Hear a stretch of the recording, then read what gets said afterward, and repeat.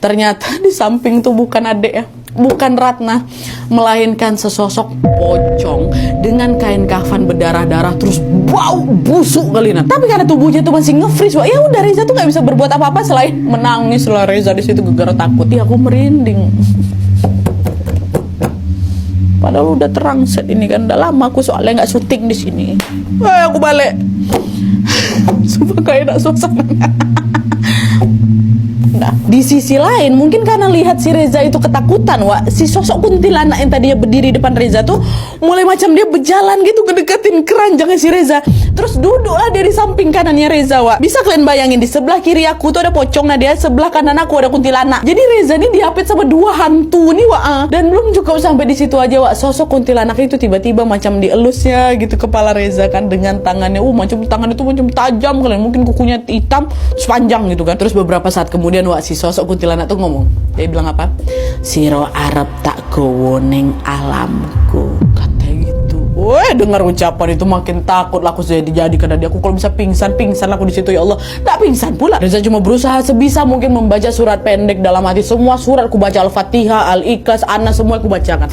Nah, pas baru aja selesai dia baca surat Anas yang terakhir itu, wah, akhirnya barulah itu tubuh Reza yang awalnya nge-freeze, ngebeku itu bisa kembali digerakkan lagi. Dan di titik itu Reza pun tidak menyia-nyiakan kesempatan, dia langsung berteriak sekencang mungkin kan, tolong, kata kayak gitu. Tapi di saat Reza berteriak, wah, gangguan mistis yang dialami itu justru makin parah. Nggak hilang sosok tuh doh, sosok genderuwo yang tadinya masih berdiri di depan kasurnya itu, wah, tiba-tiba macam ditariknya kakinya si Reza itu pakai tangan yang besar kali itu. Nah, dia besar terus macam terasa lembab gitu, ha? Apa nggak makin syok si Reza tuh? Awe Allah, aku kalau jadi kau Reza ya pura-pura pingsan aja pernah. Bapak ibu tolong aku, kata Reza kayak gitu. Tolong. Dan semakin Reza berteriak, wah, sosok genderuwo itu justru makin kencang lagi narik kakinya si Reza itu, sehingga setengah badannya si Reza tuh hampir memang mau jatuh keranjang. Bayangkan sama kalian. Gak nyerah di situ aja, Reza balik lagi teriak deh sebisa mungkin. Aku teriak sampai berserak suaraku tuh, nah dia minta tolong dia. Dan untungnya teriakan kali ini didengar, wah, sama bapak ibunya, memang tidur di kamar sebelah kan. Nah, khawatir terjadi sesuatu dengan Reza, wah, mereka pun dengan cepat langsung menghampiri Reza yang ada di kamarnya. Nah, pas baru aja buka pintu nih, wah, ya, baru buka pintu, Pak Agus sama Bu Sari langsung berteriak juga, wah. Gegara apa? Gegara mereka juga nengok tiga makhluk yang ngerubungin Reza tuh, Kunti, Pocong, sama Gendro tuh tengok sama mereka berdua. Astagfirullahaladzim, astagfirullah, anakku, kata gitu kan. Nah, setelah mendengar Bu Sari istighfar, sosok Pocong dan sama kuntilanak yang berada di kanan kirinya si Reza tuh barulah ngilang, wah. Ngilangnya betul-betul dalam satu kedipan mata, nah, kata si Reza nih. Sementara itu sosok Gendro tuh masih ada di sana, dan masih berusaha menarik kakinya si Reza. Terus ngomong, wah, Gendro tuh, kue bakal tak gangguin sampai mati, kayak gitu. Nah, nengok anaknya dalam keadaan kayak gitu, Pak Agus yang tadinya ketakutan akhirnya memberanikan diri untuk mengusir si sosok itu.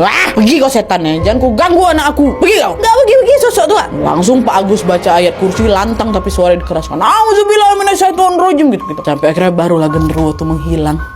Baru hilang, wah. Ya, aku nggak bisa ngebayangin si kondisi malam tuh kayak gimana, ya Allah, astagfirullahaladzim. Nah, setelah semua sosok itu menghilang, Pak Agus dan Bu Sari pun langsung lah itu dipeluknya Reza dengan perasaan khawatir. Nah, di situ mereka mikir, ini apa jangan-jangan Reza nih kayak gini nih gegara ini ya, gegara kita belum ngadain pengajian ya, Pak. Ini gangguannya udah ekstrim ini gitu kan. Memang kami belum sempat dia bikin pengajian gitu kan.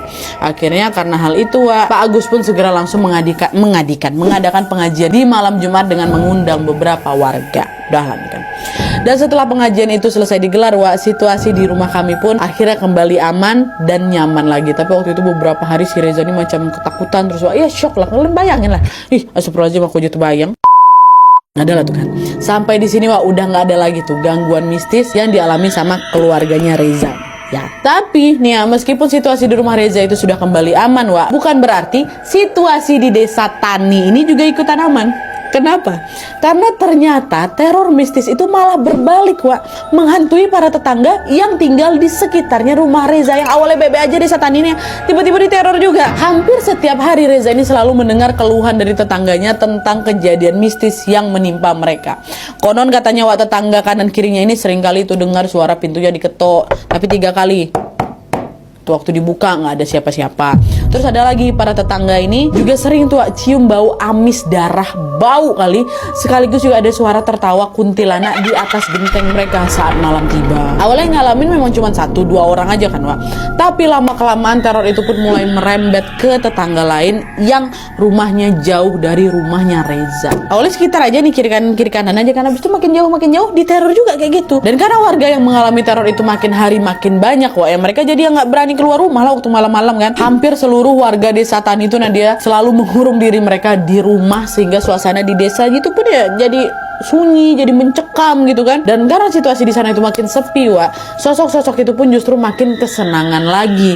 Jadi bukannya berhenti neror nih Wak, mereka ini malah makin lagi sering ngantuin warga desa Tani itu. Nah karena terornya itu nggak kunjung berhenti setelah berbulan-bulan loh ya, berbulan-bulan, warga ini pun akhirnya lama-lama jadi jengah juga. Ini kita nggak bisa nih hidup kayak gini terus, ini tempat tinggal kita sendiri kok ya jadi kita yang nggak nyaman. Semakin kita takut makin menjadi-jadi, nanti mereka makin senang mereka gangguin kita, kata warga kan. Nah dari situlah akhirnya warga Tani ini pun mengadakan musyawarah, betul-betul musyawarah tuh ada di balai desa kan, dan berdiskusi untuk menghentikan teror mistis yang memang menimpa mereka itu. Dan setelah bermusyawarah warga ini pun sepakat untuk mengadakan ritual ider bumi atau ritual bersih desa yang dilakukan dengan cara yang cukup unik nih menurut aku. Jadi mereka itu akan mematikan seluruh lampu rumah warga itu pada saat malam tiba. Lalu nanti warga ini akan berkeliling ke seluruh penjuru desa dengan hanya membawa obor aja.